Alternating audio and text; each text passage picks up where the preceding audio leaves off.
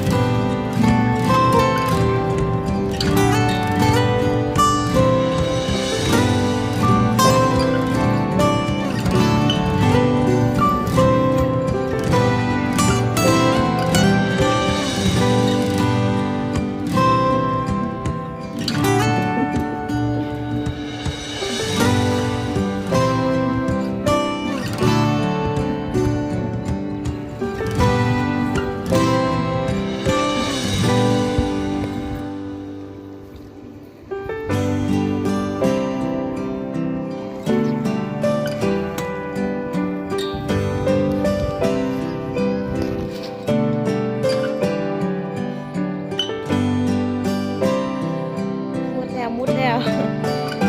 ว่าสัตว์จะอยู่ไกล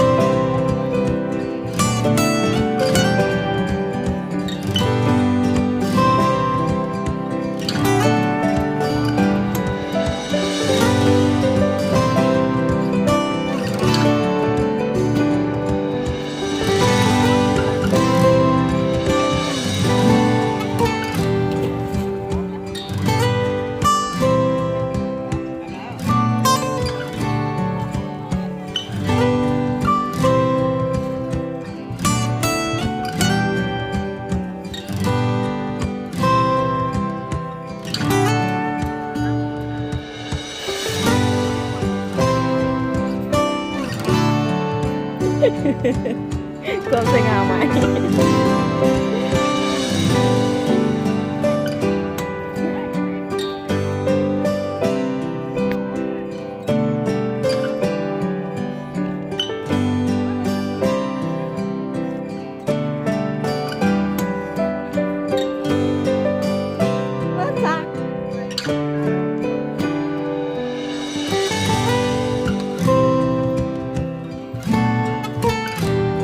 ไหนนะ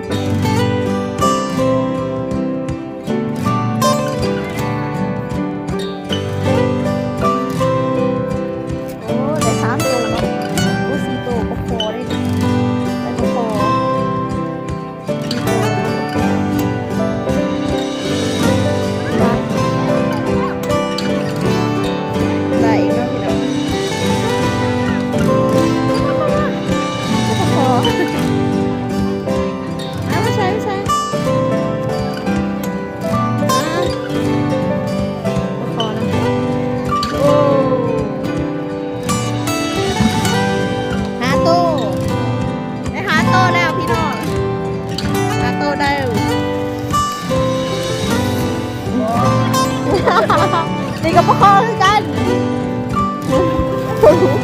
ปลาลูกปลาลูกเหรอ ได้น้องมาหน่อยตัวปลาดุกเดียว ปลาลูก ได้ฝากมาหน่อยได้เลยชิ้นตัว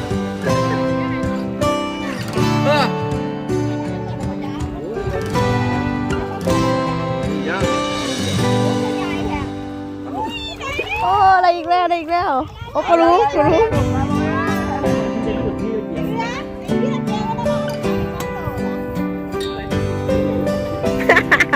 กุมารเลย ไอ้ตัวไหนผสมกินก็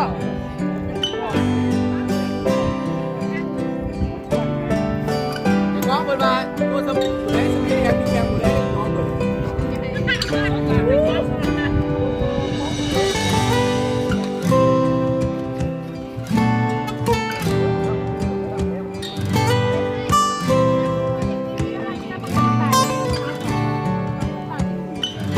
หมอแปดจ้าแหงปวด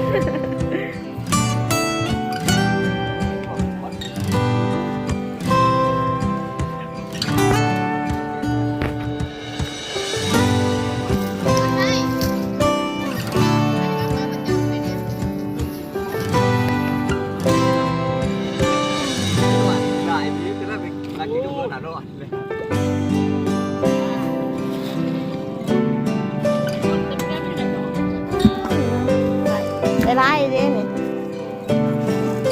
ได้ไล่เด้เด้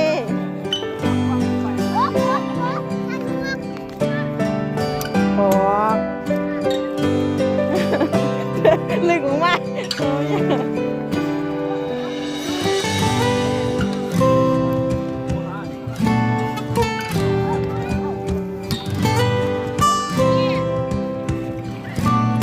มาเห็นมุกข้างไหมมุกข้างออกมาเลยมุก มุกมาลงมาเลย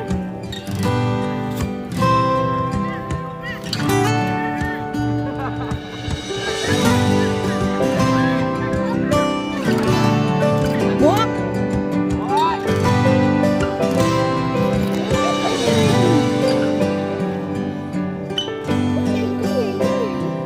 กบเนาะเด็กกบเนาะเราทั้งก๊อกเลยทั้งตัวเอาเชื้อปลาลูกปลาคอ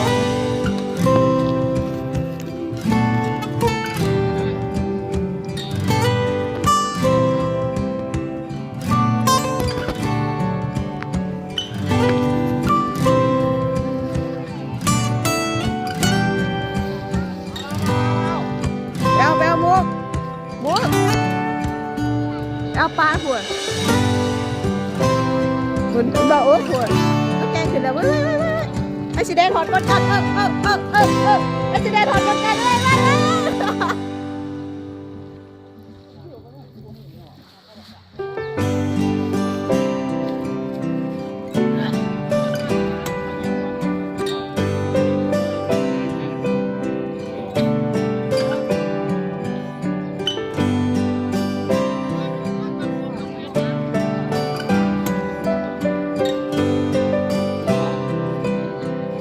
มันกระส่วนปะ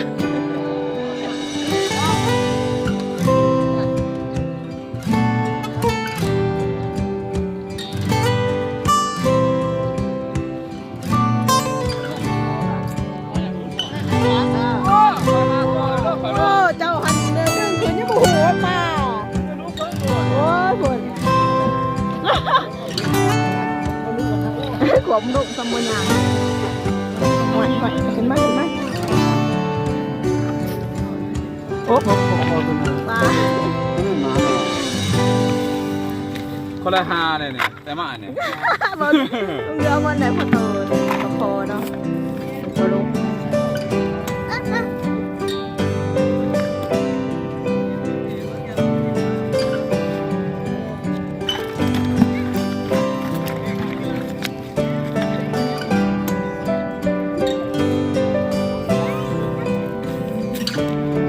ก็จะมาหัวกันนะคะ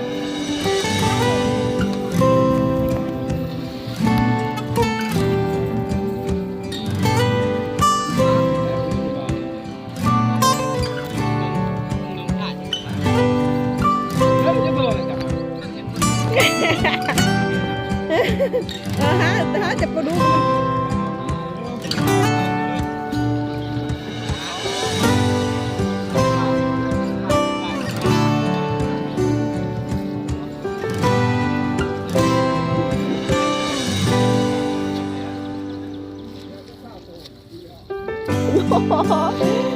เดี๋ยวจะขาดโตะ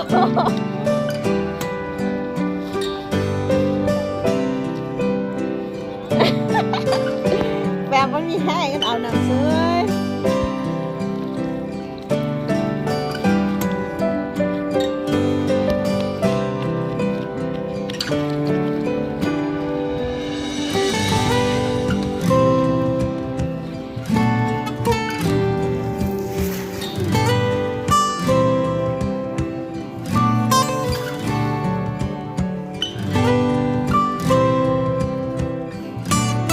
ปลาโตมากนะเป็น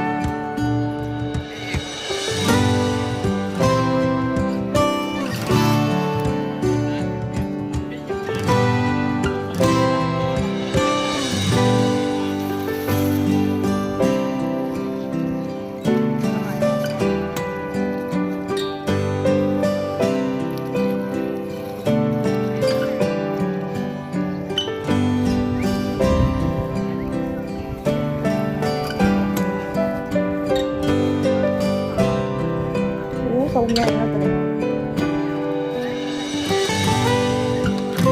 ไก่นะ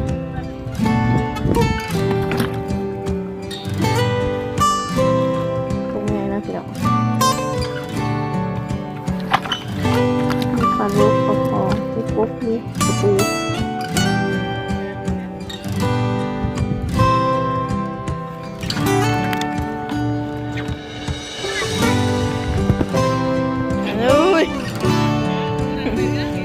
เอามากระคู่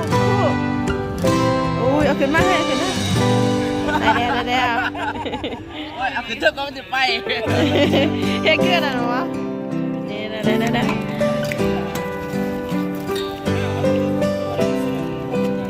โอ้ตรงใหญ่เนาะ